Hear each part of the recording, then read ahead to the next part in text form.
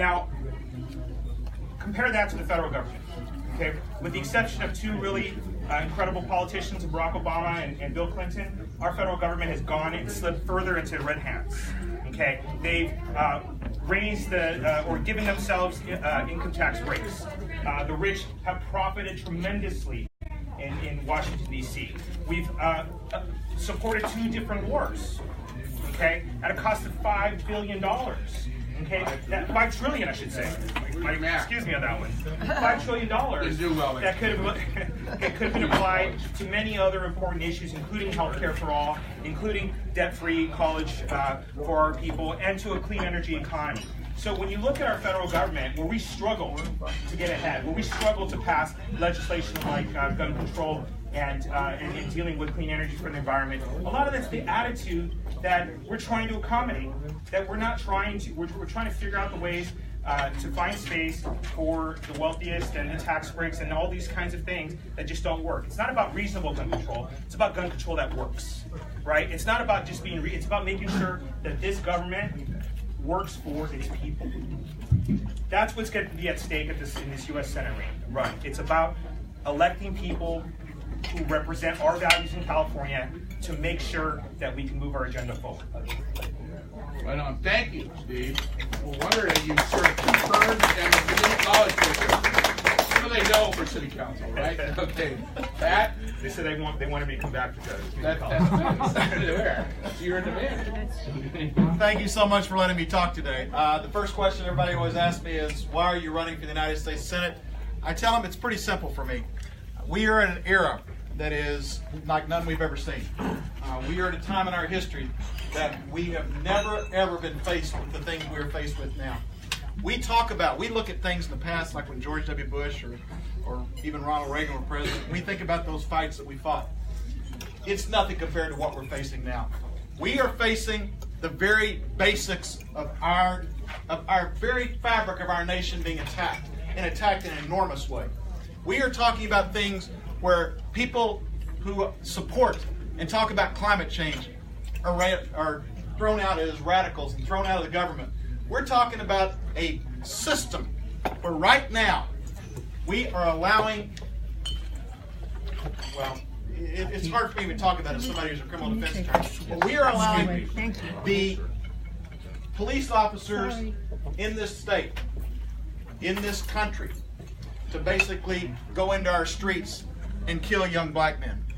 We are putting together a country that is not the country that I know, the country that I love. We have to have people who are willing to fight for it. And what we are seeing, this is what's great. Just look in the last month what we've seen. We have seen the March for Lives with thousands of people going into the streets to fight for young lives. We have seen in the last week teachers from all over this country gathering together, fighting back. We are seeing over and over and over people who are saying enough is enough. We've seen it. We're tired of it. We're going to take this country back. And I say, I absolutely believe we got to take this country back. But in order to take this country back, we got to take this country forward. We got to have a plan. And that plan can't be, we hate Donald Trump. It's got to be a progressive plan. It's got to be a plan that includes things like Medicare for all, free community college. It's got to include 100% renewables. It's got to be a plan that helps working men and women.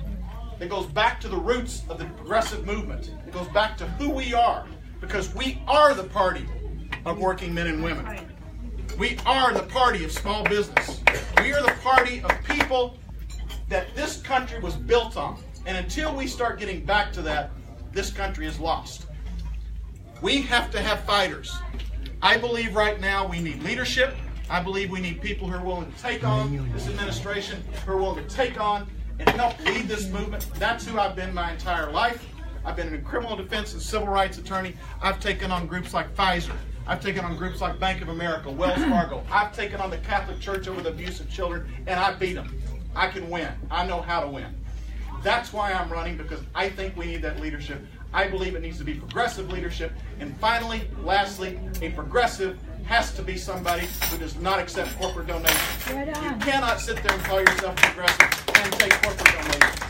Thank you so much. be able to calm down pretty good. Okay, So we're taking You questions. must be prepared. yeah, over there. Okay, had to get our ballot box. Sorry about that. Ballot.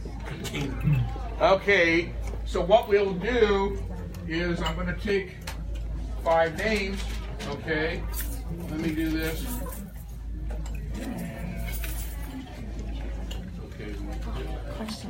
Okay, Rich Nerd. Okay, hold on. Now, bear in mind, listen, relax. Bear in mind, there's some people that like to ask, because I know this is really exciting, and they want to be able to participate in all of the offices. So the thing is, I want to get as many people involved as possible. So if you, ask a question here, and you may not be able to ask another question again, chances are you'll get a second one. Okay? So Richard would like to go. Who else would like to ask a question? Art Gerst. Okay. Alrighty. Next question. Who else? Wow. Okay. Hello. Okay. How about you, Senator? Okay. Joseph Lopez. Possibly the best alternate to be. Okay. All right. Okay. And who else? Lynn Jensen. What? Lynn Jensen? Lynn Jensen. Okay. There's 4 there. Who wants to be 5? Doug Bender. Woohoo! Okay, Doug Bender of the Indivisible Group. Okay, super. Okay, Richard, go ahead. Okay, your answers will be 1.5 minutes. Okay, and My again, question will be 5 times longer. yeah, that's right. Then we will gag him. One of the candidates for senator believes that our current president should, quote, be given a chance. We're going to hear that. And I'm wondering, gentlemen, when it comes to a very serious thing called impeachment, where each of either where your guy stands and where your guy stands, if it comes up, if the House passes articles of impeachment, some Democrats want to shy away from that.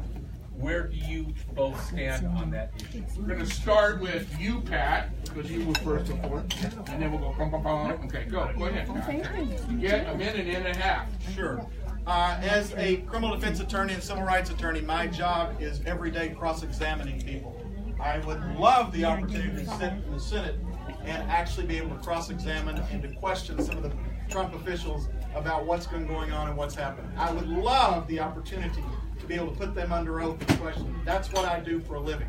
Trust me, it would be, I can tell you that you can put it in the bank that you have never seen anybody cross-examine somebody in the United States Congress like I will cross-examine. I will absolutely put their feet to the fire. I'm going to tell you very honestly, until we know what's going on in the Russia investigation, until we know what the articles of impeachment will be, I can't sit here and say that, I vote for it because I don't know what it would be. But I can tell you this, I'd make damn sure that they better have answers, that they are going to be held to a standard, and as I said, they will be cross-examined like nobody's business. But I will go back and say this, while I strongly support seeing this investigation continue and a potential impeachment, I also go back to what I said earlier. This cannot be a campaign about Donald Trump. We keep campaigning against Donald Trump, we're going to keep losing. We've got to have an agenda, what we're going to do, what we're going to push forward, because that's how we're going to not only retake this Senate, Congress, but we're also going to retake the White House. We have to be able to convince people, and the people, I honestly believe this. When you tell them what we stand for, people support it. When we get our message out, people believe in what we have to say, especially working men and women. But we're not getting the message out because we don't have people who are willing to stand up. It's one thing to say I support something, it's another thing to say I fight for it. That's what I'm going to do. I'm not going to just support Medicare for all, for example. I'm going to fight for it. Okay. Yay. I like that. Okay, Mr. Beard, Stephen. Well, thank you. The very first day that Donald Trump was essentially the end results of the night that he was elected president, Senator De Leon went into immediate action.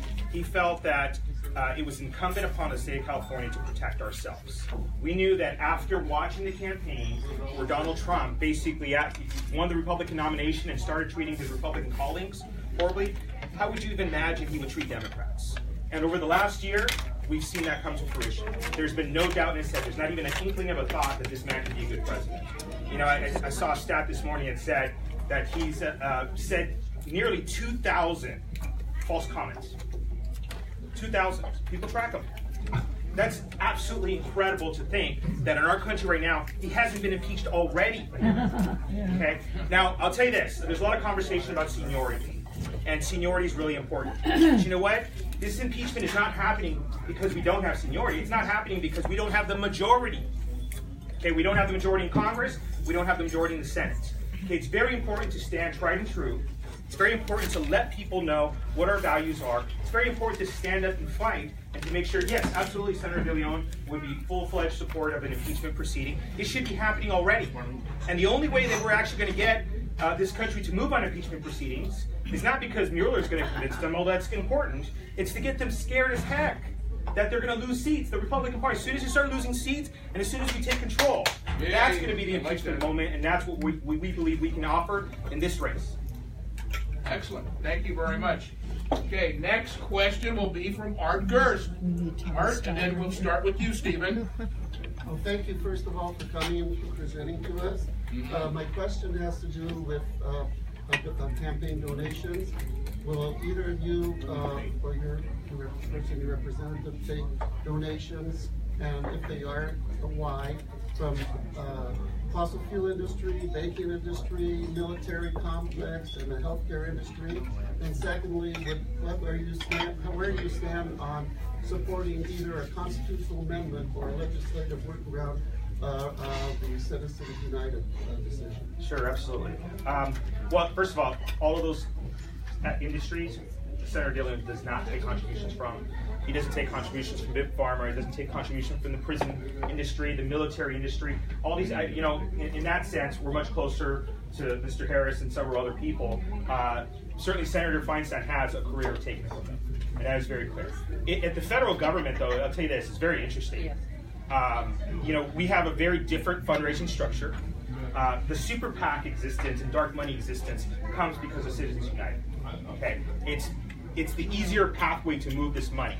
Okay, and that's a problem. Now, Citizens United has been defended at the Supreme Court, and we need to look at it from the top down. We need to make sure that we create as many rules as possible around it. Sometimes states are very helpful in terms of getting after it, but we've got to redo campaign finance reform from top to bottom. It's a huge problem in this country. We need to make sure that we get in to get justices that are going to be supportive of making sure that dark money doesn't exist, making sure that corporations cannot be viewed in the same way as individuals, because that's a huge problem. But it's a huge undertaking. Now, I'll tell you this, we had a chance to work together with the California Clean Money Campaign this year, where we got a chance to at least let voters know, shine some sunshine into dark money, to let them know where all these ads and where all these things come from. It's that notices, those notifications. That's a first step to getting out there to understand it. Even though Citizens United isn't changed yet, there's a lot of work we can do in making sure people know exactly where money comes from and exactly who's spending it. Great, thank you. Okay, next. Go ahead. You're right. I'm sorry. Thank you. I'm going to have to disagree with my friend here. Senator DeLeon, I can't let that sit. I don't attack my opponents, but I'm not going to let that sit. He has taken money from almost every one of those industries throughout his career, and in this race and in past races, he's, for example, taken money from the Cadiz water project, which he then turned around and voted for. He's probably the only Democrat pretty much who supports it. Because he's taken donations, he voted against SB 790, abstained on SB 790, which was a big pharma bill that they were pushing to get through, and the Democrats actually stood up to them. He abstained on that. It is not true that he's not taking money. In fact, I want to hear Kevin DeLeon stand up and say, I won't take any corporate money. That's what I say. Yeah. That's what I do. That's how I'm living this campaign. Right. I'm not going to take it from anybody, including corporations that would support me in terms of my positions. I don't think we can continue to take corporate donations and then turn around and say, I'm going to vote in the interest of the people. Those two things are absolutely at odds with each other. We cannot continue. It is what has hurt this system dramatically. Now, to go to the other part of your questions, there are 4 things we have to do to get money out of politics. Citizens United has got to be treated very much in terms of the legal case like the Republicans have treated Roe versus Wade. which is essentially you keep chopping away at it. They started in the 1970s. They've been filing cases every single year against Roe v. Wade, and they managed to eliminate it in places like Alabama, Mississippi, Texas. They've pretty much done away with Roe versus Wade. We need to do the same thing with Citizens United. We need a constitutional amendment. It'll be difficult to pass, but it's something we need to get from the people. We need to look at a group called Represent Us that's building up ballot initiatives from the bottom up. They're doing a terrific job in a number of states. We need that all across the country. And fourth, we need public financing of elections. That's the best way we're going to get money out of politics. Great. Thank you. Basically, I want to thank Aline. Aline, where are you again? She just left? She just left. Okay, sorry. Yeah, she basically filled in for Charlotte or hurt her foot going down the stairs, okay, and everything. So, and she gave the money, the money, of course, the money to who? Okay, Joseph. Uh-oh. I thought it was one day a U.S. senator. He'll be here. So, okay, the next one on the list is, and we're very fortunate to have talented young people here. Okay, so the next one will be Joseph Lopez, right over there. Hi. Go ahead. So this will be for Mr. Harris.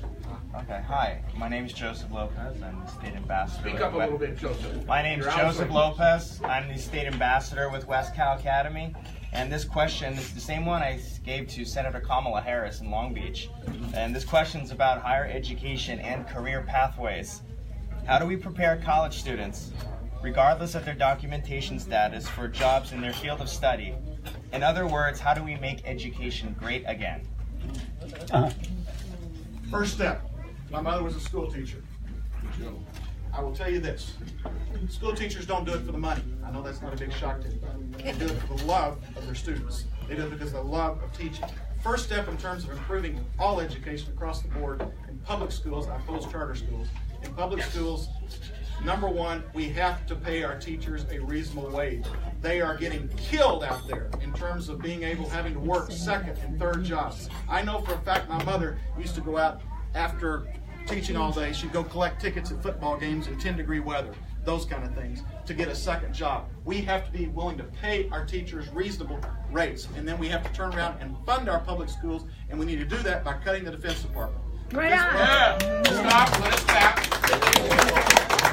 Very good. Continue. The Defense Department budget needs to be cut, and the money needs to go to three things. Number one, education. It's the first place it needs to go, into our public school system. Secondly, it needs to go to scientific technology and medical research. And third, it needs to go to the environmental sciences and helping to cure climate change. That's why we need to cut the Defense Department. Now, we also need to, in order for education, we have to be able to provide different types of classes based on what is going on in the world now. We have to be providing coding classes, for example, in high school. We need to be providing classes that actually go into what's going on in social media and going on in terms of technology and AI. We need to be training students at an early age, and I mean an early age. I'm not talking even 11th, 12th grade. I'm talking 6th, 7th grade and so forth. We need to be training them in what the world is about to become, because we're headed in that direction. Technology is driving us in that direction, and unless we recognize that and actually start training our students for it, and also retraining older workers who are coming out of the market, who are losing their jobs, same thing. We have to be training in those kind of things. Sorry, time's up. Great. Thank you very much for being here again. This is going to be a great endorsement meeting. Okay, it's terrible when people go over, really throws everything out of whack. Okay, sir. You. Okay. Sure. Education. So I do want to distinguish the two spaces of education. The state of California is principally responsible for most of our K-12 education. I do want to say that over the past few years, Senator De Leon, as the leader of the Senate, has made a tremendous amount of commitment to raise our per pupil spending, to increase universal preschool. It really does. Career pathways starts in preschool. Okay, starts with child care, starts with the opportunity for working parents to not only have their children educated, but space to allow them to be educated. Now, I'll tell you this, in the federal government, we hear about Betsy DeVos, who's obviously terrible, right? Today, the Congress is debating the reauthorization of the higher education bill, okay? And in that reauthorization, there is some atrocious things that are happening for higher education. Now, in that, probably the biggest winners on the table are for-profit colleges, which, if you know across this room, student debt has risen 300% over the last 10 years since the last time they reauthorized this bill. California, we're doing it different. Okay, California, we're holding the line at the USC, we're holding the line at the CSU, and we're actually not even just holding the line at the CC, the community college, we're reversing it. We're now in these conversations about tuition-free education for the state of California. It's a big difference. So you got to take that attitude and apply it at the federal level, where when financial aid is handled at the federal government, we should know that the financial aid should be focused on education platforms that are responsible, reasonable, and not out for profit, but instead out for creating career pathways. The connection between our intern, apprenticing efforts, all those kinds of things need to be connected. We need to take major assets, transportation, airports, harbors, and make sure there are career linkages to that. And the way you have it is you have somebody with an attitude and approach to make sure public education works. Thank you very much, Steve. Thank you. Okay, excellent. And okay, next one, we're going to go down to Lynn. Okay, and this will go with you, Steve, first. Lynn, your question, please. Yes, for both of you gentlemen. Well, There was mention of Roe v. Wade earlier, and we're sitting under the banner that says women's rights are human rights. For both of your candidates, what do you propose to do to, first of all, preserve, protect, and expand Roe v. Wade, and second of all, combat the Republicans' war on women? there you go. Absolutely. In his 12 years of office, nearly 12 years of office, Senator De Leon has a 100% voting record with Planned Parenthood in California. I'll say this, one of the things that we did in California this past session, because funding for Planned Parenthood is under attack. Yep. It's under attack. It's getting slashed left and right, and with the ACA getting attacked and with all this attacks against Obamacare, frankly, not only just the women's right to choose is under attack, but the places they go to receive services that we do family planning services are under attack. In California, we did something great. I think we moved $50 million out of the recently passed tobacco tax to backfill holes that were created by the federal government. Now, at the federal level, we need to make sure that our Supreme Court, we vet and we fight for and make sure every single justice that gets there to become part of those decision making is a person that clearly supports the women's rights to choose. Okay, it's an absolute travesty that somebody like Neil Gorsuch didn't even get a hearing, and yet we ran through. I'm sorry, that Gorsuch gets a hearing, but Merrick Garland doesn't. Okay, Right. We ran through the Republican side, but we can't even stand up and fight for the Democratic side. Okay, that's a travesty.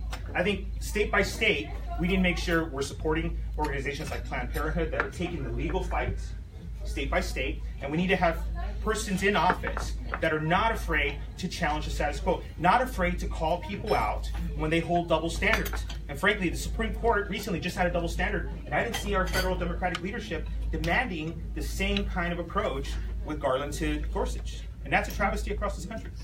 Great, thank you, sir. Mr. Harris. First of all, I know that I went to a recent event and one of the candidates stood up in a large crowd and said, "I support equal pay for women." Huge applause line. It's a great applause line. Straight line. It is a great line. Unfortunately, I've been saying that since 1978. Same applause line. It hadn't happened. And the reason it hadn't happened is because we have politicians using it as a tagline, as an applause line, and not actually putting forward a plan to do something about getting women equal pay. Look at what Iceland did. This is actually a proposal that we talked about before Iceland did it. I've been talking about this campaign. It's a 4-point plan that actually talks about how they are helping to get women equal pay in Iceland. And it starts with transparency. Corporations over 50 to 100 employees and above, they have to show the government on a regular basis, every 5 years, come in and show what the salaries are and determine exactly what men and women in equal positions are getting paid.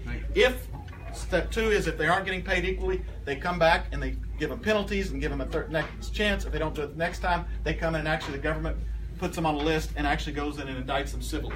That's the kind of thing we need to be doing if we're going to actually do something about equal pay for women. Now, we are in an area of agreement here. I think with Senator De Leon, we agree, and I got into this race. One of the reasons I got in was because I thought the whole Merrick Garland thing was unbelievable to me, that the Democratic Party and the leadership didn't stand up and didn't fight.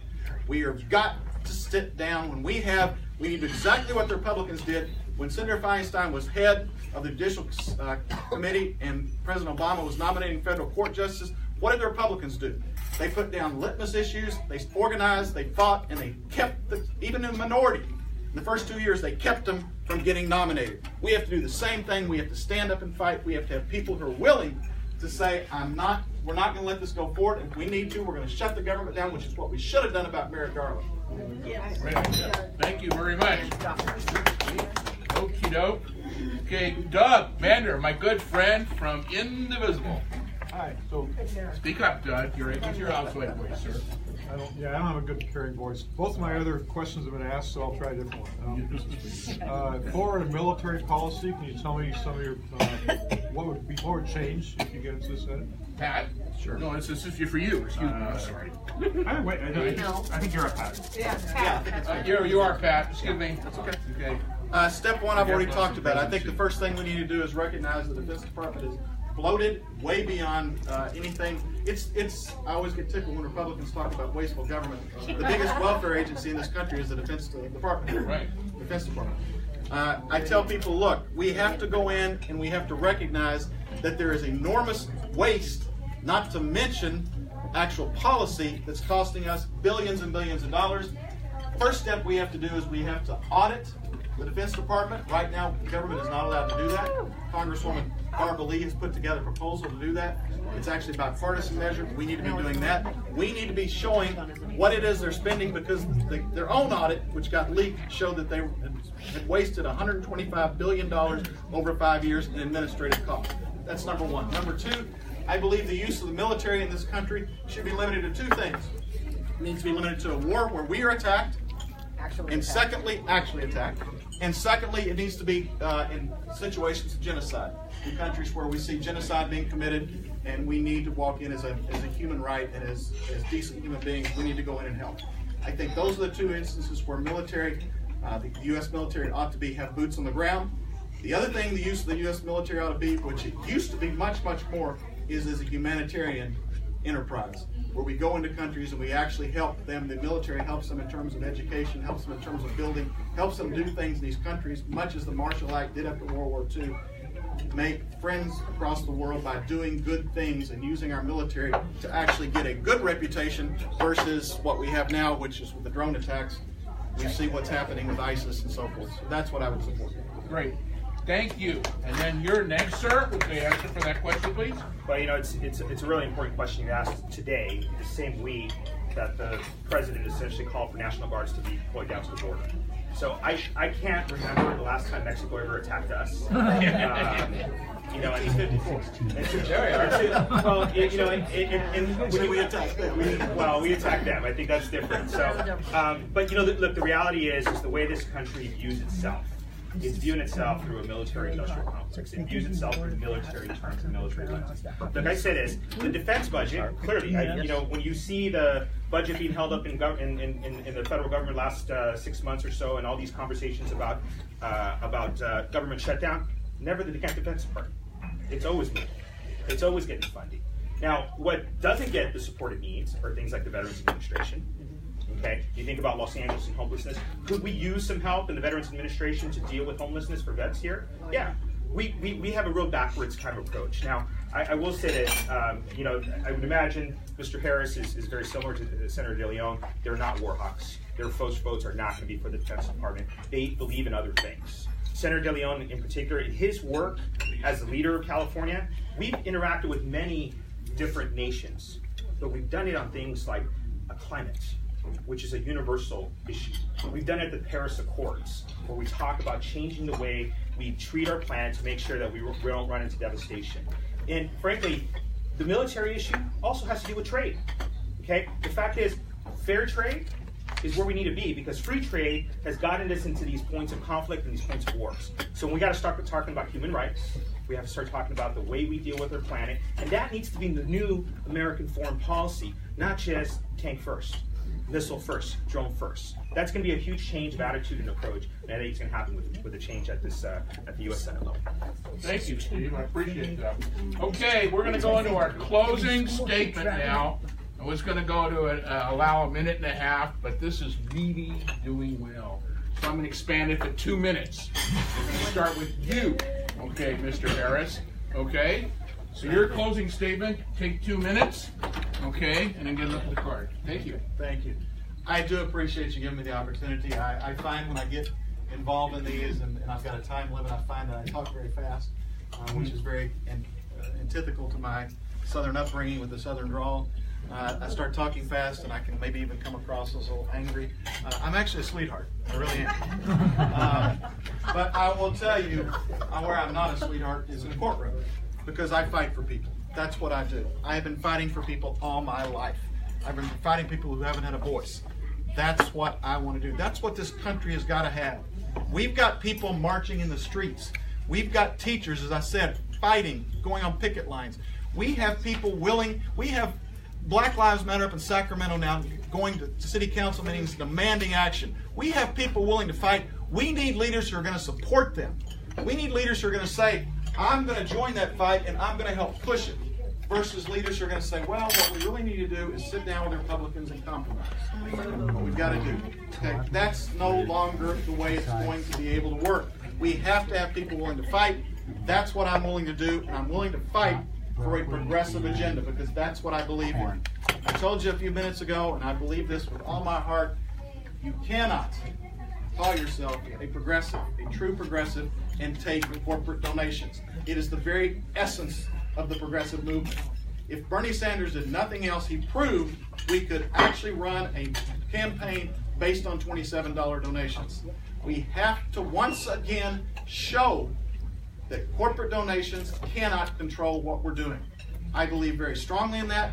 I can tell you I'm the only one on this ballot that you're voting on today that does not take corporations. I will not take corporations. In fact, I tell people, if you are saying you're a progressive and taking corporate donations is like saying you're a vegetarian and I'm going to eat meat 4 times a week. It doesn't work.